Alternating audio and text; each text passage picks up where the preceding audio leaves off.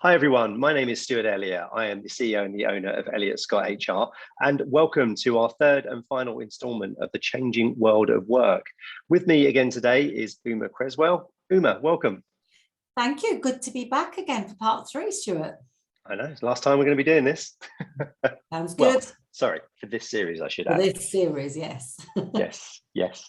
So obviously, look, we try to keep to the 10 minutes, so a little bit strict on time. So I'm going to sort of try and crack into things straight away. For the first couple of weeks, initially, we're talking about what we used to see. Second episode, we talked a little bit about, I suppose, what we were moving towards. And today, I suppose, I definitely want to talk about what we're seeing and also some conclusions that we're getting from it as well. So my first question is actually around the physical office, Uma. What do we think this is going to look like going forward a few years? Yeah, it's the multi-million-pound question on most people's minds at the moment, actually. I think there are several things that I'm hearing and reading, and there's some practical examples.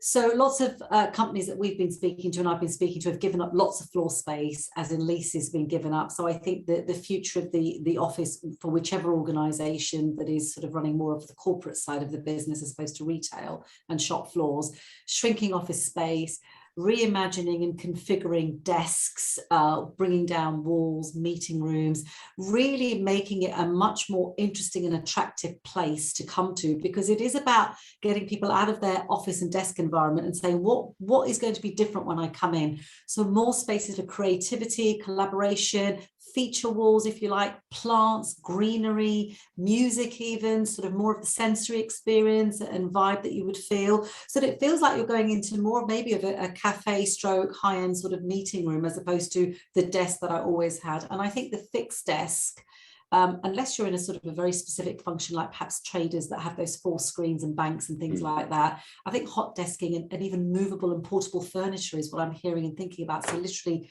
desks and everything on wheels, so you can move things around and reconfigure. It's going to be really exciting, really interesting. Lots of colours, lots of sensory, lots of green and fun, something fun and vibrant to come into.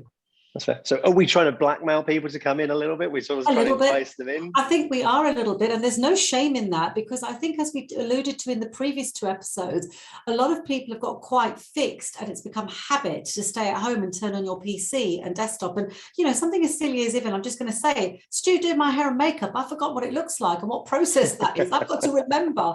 So it's really nice to encourage people to say, right, think about what you're wearing today, get out there. And yeah, if it's a bribe about coming in and to a better working environment, that's what we need to do to get that collaboration and network going.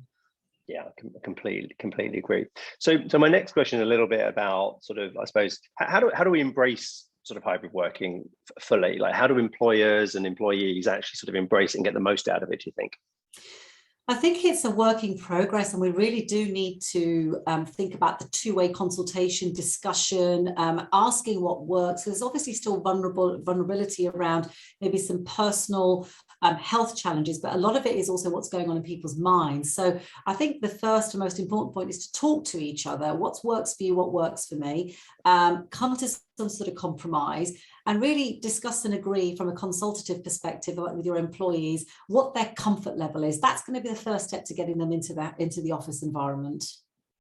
Yeah, I agree. I actually personally think that trust is huge here. I think that if you don't trust your employees and you don't trust your employer, you're going to really struggle with this kind of working. Personally, I think the trust is built a little bit by that face-to-face interaction. So you're going to need to do something in order to almost garner that trust, if that makes sense. You're right, but bear in mind, we've also looked at productivity in different industries and stuff. So I think if there were issues regarding trust that have probably already come out in the wash to a certain extent, if productivity has dropped, you'd like to think that employers and employees have had those conversations.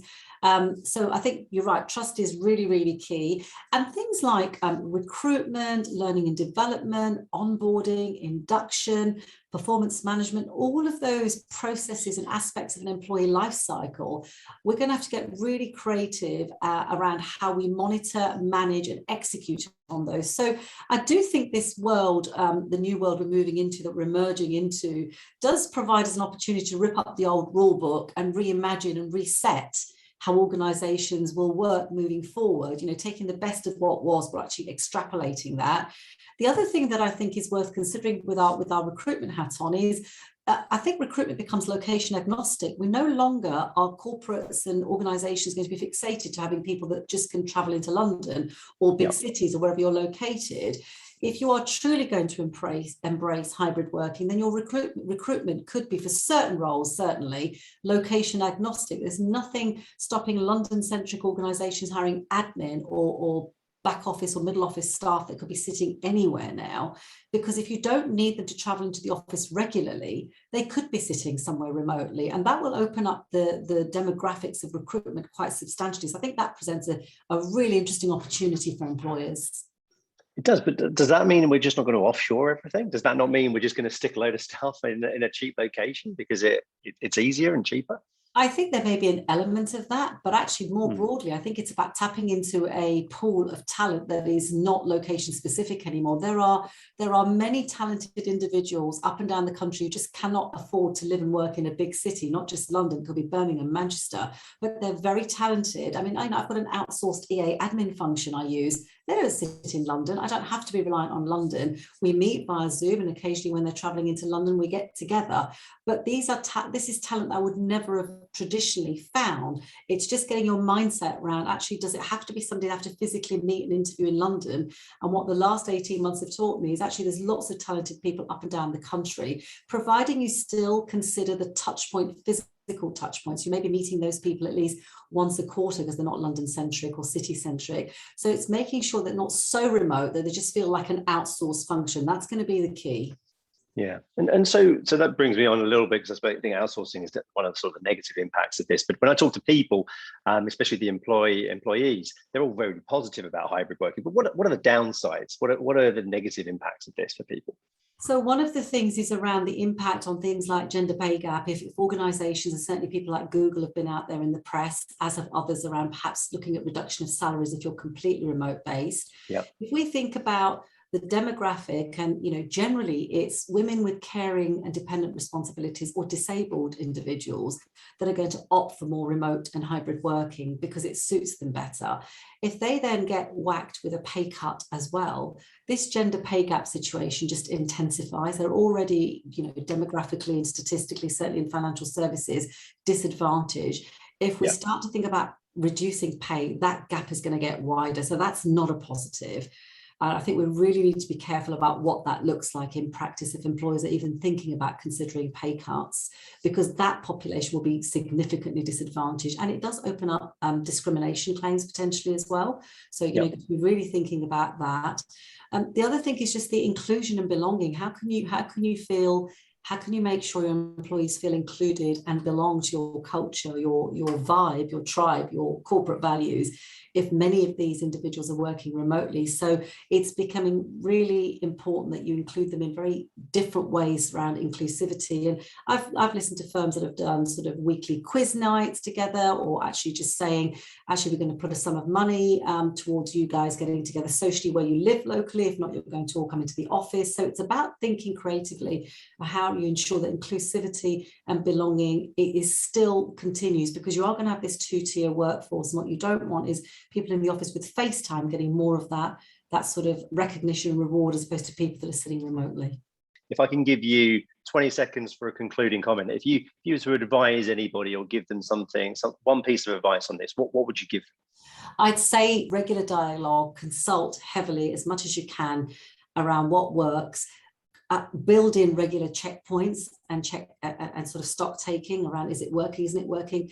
Be open to being flexible to change things. Don't be afraid to say, we tried this and it didn't work, let's go again. So I think it's flexibility, regular checkpoints, adaptability, and constant conversations to make sure that this works. So this is here to stay, and none of us have got a template, so we've got to go with it, but remain flexible to be adaptable to change if needed.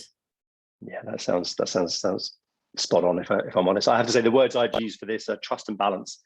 Yeah. I think there's a trust element that is huge with this, and I think there's balance, because we all need to be in the office a little bit, but we also want that ability to work from home. Conscious of time, but look, thank you so much for your time over the last 3 weeks. It's been really good to sort of catch up with your thoughts on all of this. If anybody has any questions or would like to be part of a discussion very similar to this going forward, let me know.